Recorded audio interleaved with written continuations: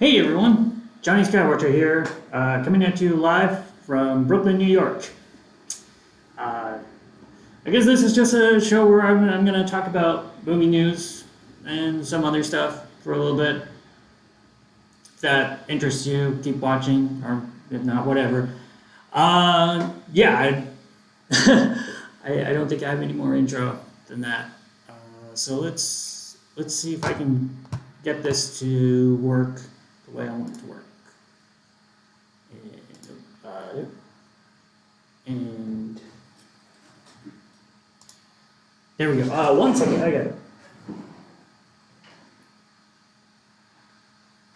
That was going to drive me crazy if it was going on the whole time. Okay, so the first thing I wanted to talk about was Scoob is skipping theaters and going straight to video on demand. One second, let me pull up my notes.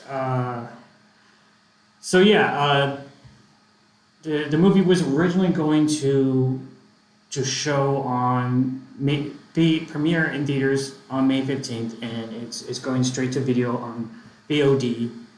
And this is coming from Variety. This is like the second one to do so far. I think Trolls World Tour was the first one that has done this strategy. And I want to get a little bit more into what I think that sort of entails. So I was looking at the information for like Trolls World Tour and the first Trolls. So first you have, we don't actually know how much Trolls World Tour has made on VOD, unfortunately, because they don't tell us that information. I saw on several different sites they were estimating 50 million in the first weekend, and it might be more than that, it might be less, who knows. For comparison, the first Trolls movie, its first weekend was 46.58 million. And one thing you have to keep in mind when you're comparing like VOD numbers versus theater numbers, if Trolls, and this was the domestic number for the first weekend, if Trolls opens up to 46 million in theaters, that doesn't mean that the studios is getting 46 million. Where I don't know the details about VOD, but I'm assuming they would be getting a higher percentage than they would in theaters, which would be the reason why some of these studios are feeling tempted to go skip the theaters and go straight to VOD if they think they can make more money. I mean, obviously that's the reason they do anything. And so the total domestic box office that Trolls ended up with was 153 million, and then internationally 346. And this was on a budget of 125. So international is 346. Again, you don't know exactly how much they're getting. I think usually the estimates I see is domestic can range from the studios get around 70%, like the first weekend or so, and then as the movie goes on and it stays in theaters, the movie theaters will get more and more percentage of the profits. So, and then can't talk. When you look at this international box office too, it's going to be even lower percentage than that. Especially if you have countries like China, which take a large chunk of that change that is not going to the movie studios. So this 346 million, it might be more like the studio only got like 150 million. Unless you're looking at the spreadsheet that the studios have, which they're not going to give anyone, it's really, you're just estimating and guessing. So I was looking at for the Trolls World Tour. So if let's say they made like 50 million in the first weekend for VOD rentals, and it's about $20 a rental, that would equal about 2.5 million rentals. So how many would they have to make to say to get to that? Let's again, I don't know what the budget for Trolls World Tour is. I tried looking it up. I couldn't find any reliable information on it. So let's assume it's at least 125 million. Maybe they decreased a little bit, or maybe it's a little bit more. But let's just go with that for sort of an idea. So you have 125 million divided by like $20 rentals, and then you would need to make like 6.25 million rentals. So if they had 2.5 in the first weekend alone, then that does seem like something they maybe could conceivably get to, which would be the whole reason why another studio like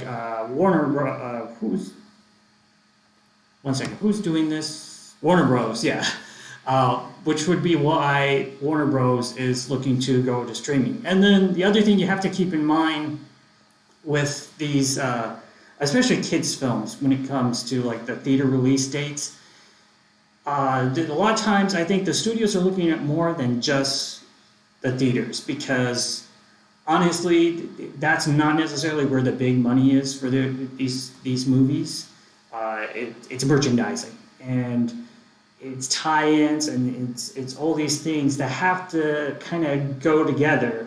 So I think the studios are probably more likely to not delay a movie like this, a children's animated film, and just put it on VOD than some other big blockbusters. Because, delaying a film doesn't mean just changing the date. I mean, obviously you have to tell the theaters, that it's going to be coming later. But then with big tentpole films like this, you have to consider all these other tie-ins, all the merchandising, all the toys, all the, if they have tie-ins like, I don't even know, I think they still do like make the kind of tie-in stuff they do with restaurants and things like that. All of that, has to be organized. And a lot, maybe with this, they decided they don't want to try and push back. They want everything.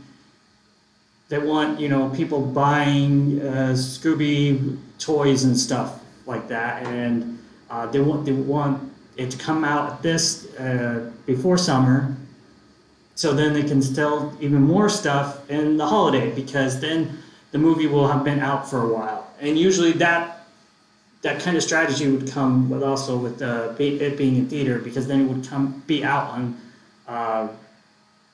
on video, on DVD and Blu-ray for the holiday release. Anyway, I think it's an interesting strategy. We'll have to see if it pays off.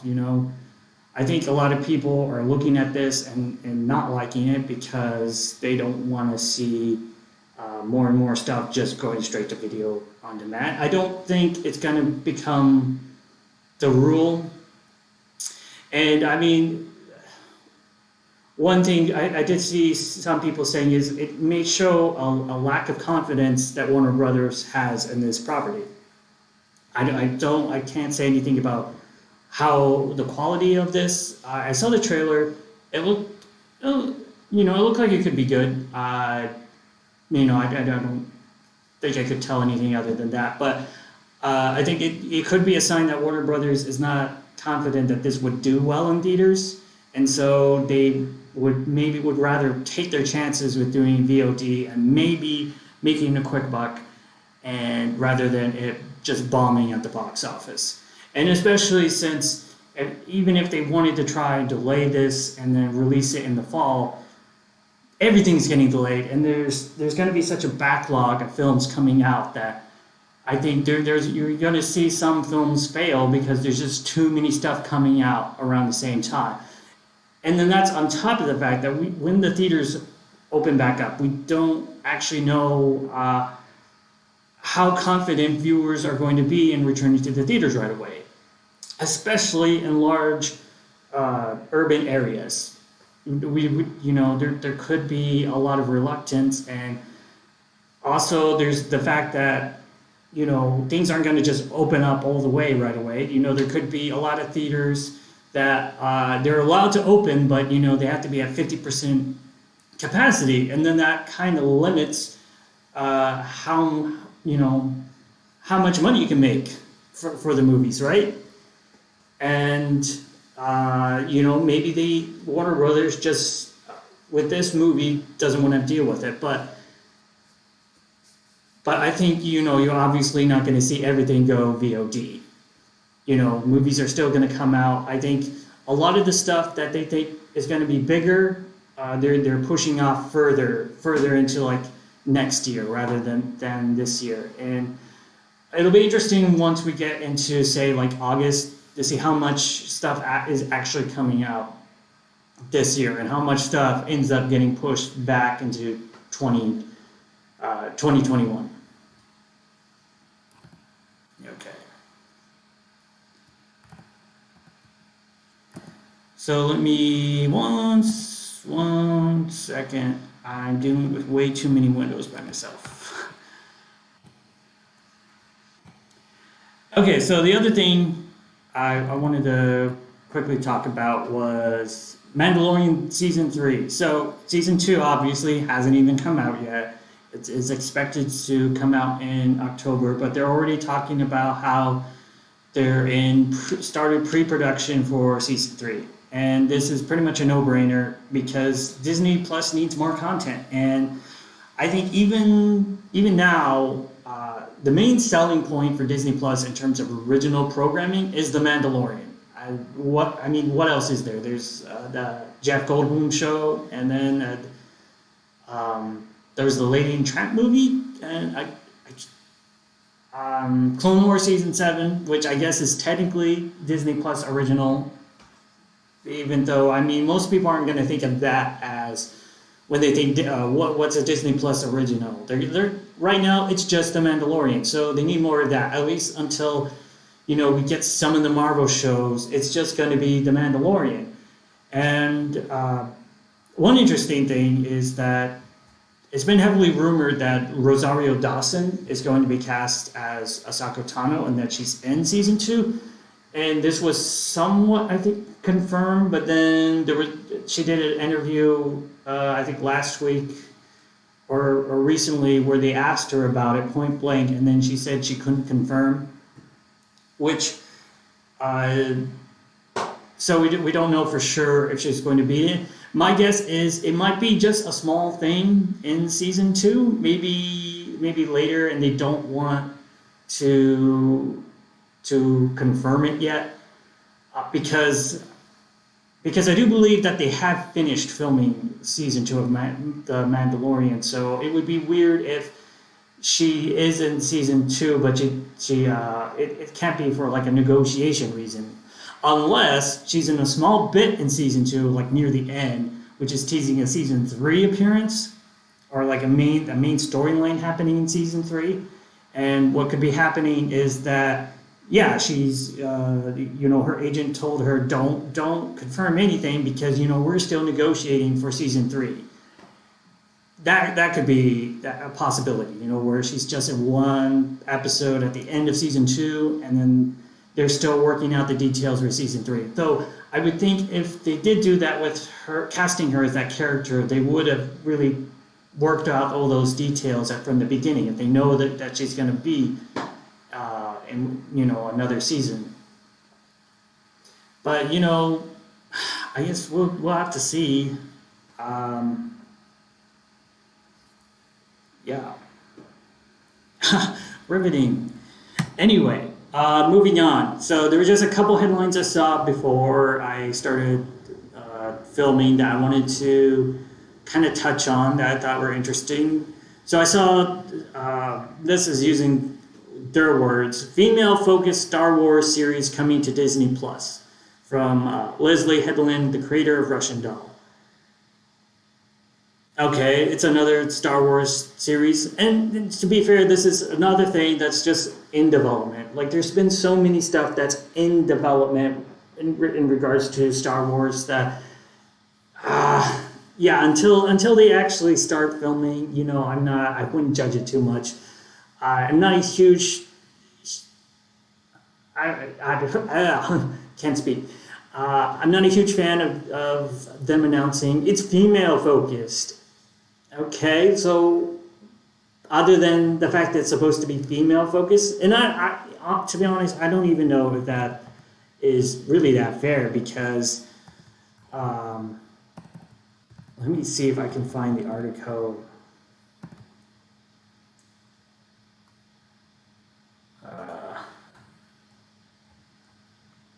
One second, let me transition right here.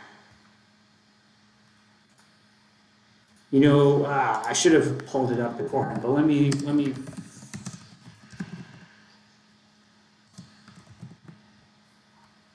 I just want to see if I can find this really quick.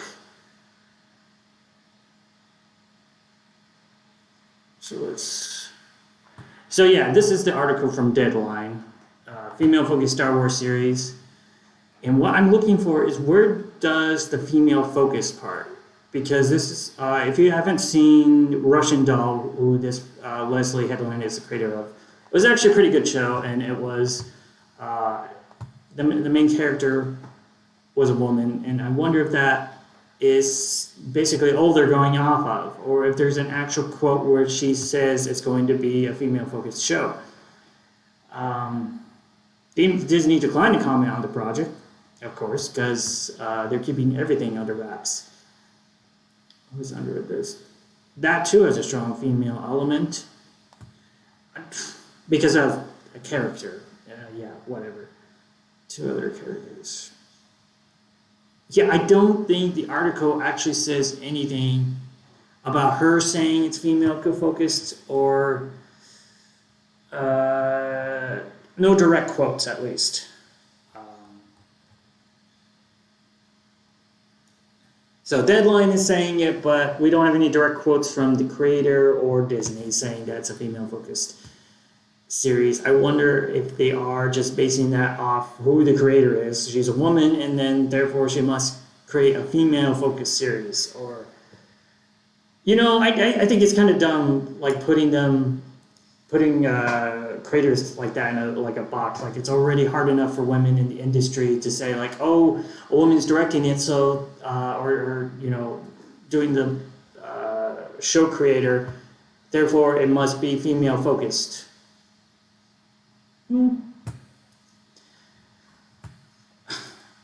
Anyway, let me go back to PowerPoint.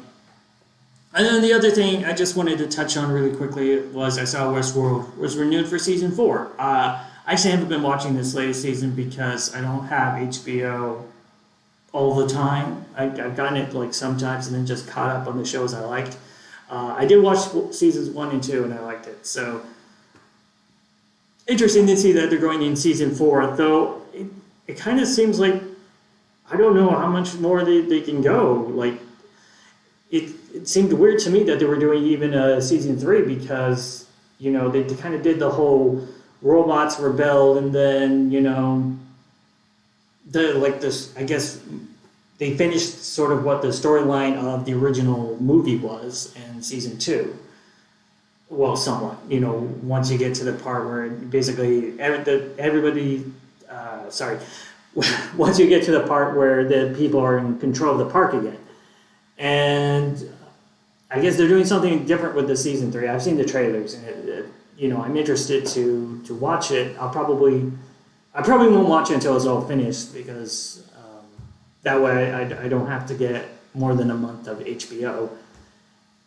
But yeah, I'm interested to see where they go with this. And yeah, I'm terrible at ending things, so let me just